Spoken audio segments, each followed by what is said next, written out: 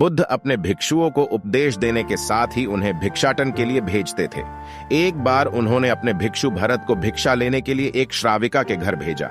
भरत पूरे रास्ते मन में यह सोचते हुए श्राविका के पास गया कि आखिर आज भिक्षा में क्या भोजन खाने को मिलेगा, क्योंकि भरत चंद्रवंश के राजकुमार थे और बुद्ध के सानिध्य भिक्षु के रूप में दीक्षित हुए थे। हमेशा भरत को महल में खाने के लिए स्वादिष्ट पकवान मिलते थे, लेकिन आज भिक्षा के रूप में उसे जो भी मिलेगा संतुष्ट होना पड़ेगा।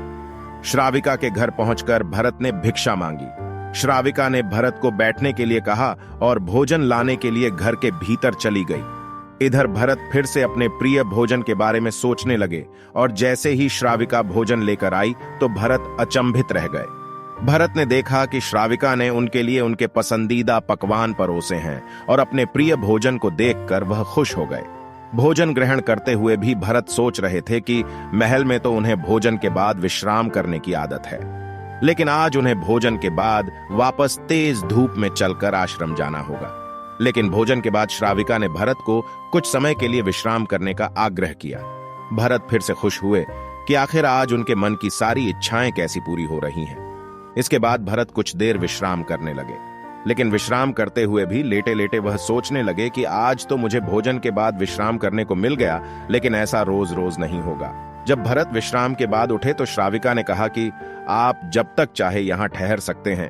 भरत अब समझ गए कि यह कोई संयोग नहीं हो सकता। उन्होंने श्राविका से कहा कि मुझे क्षमा कीजिए, क्या आप मेरा मन पढ़ सकती हैं? श्राविका ने हाँ में उत्तर दिया और कहा कि हाँ, मैं मन पढ़ सकती हूं। शुरू में यह कठिन था, लेकिन फिर मैंने स्वयं के मन विचारों को देखना शुरू किया। पहले मेरे विचारों की संख्या अनगिनत हुआ करती थी। इसके बाद मैंने विचारों पर ध्यान केंद्रित किया बिना पक्ष विपक्ष के अपने विचारों को देखने लगी। इस तरह से धीरे धीरे मेरे मन में विचारों की संख्या कम होती गई और सारे व्यर्थ विचार दूर हो गए। इसके बाद से ही मैं दूसरों के मन में चल रहे विचार को पढ़ लेती हूं। हालांकि श्राविका की बात सुनकर भरत घबरा गए। इसके बाद भरत ने श्राविका से आज्ञा ली और आश्रम के लिए निकल पड़े।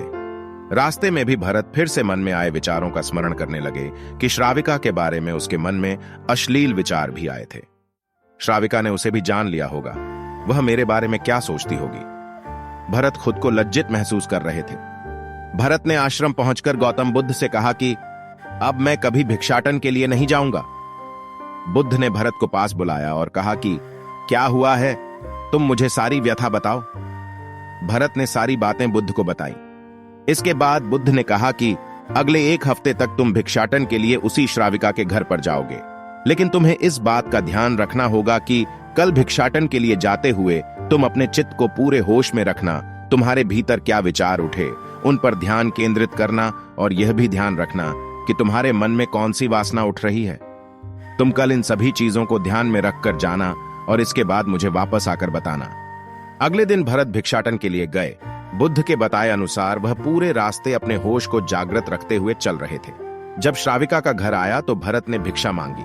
उसके भीतर कोई वासना नहीं थी और ना ही कोई विचार उत्पन्न हो रहे थे, क्योंकि उसने अपने मन को पूरी तरह जागृत रखा था। भरत ने भिक्षा ली और आश्रम चला गया। भरत ने बुद्ध को प्रणाम किया और कहा कि आज उसे जिस आनंद की अनुभूति हुई वह पहले कभी नहीं हुई।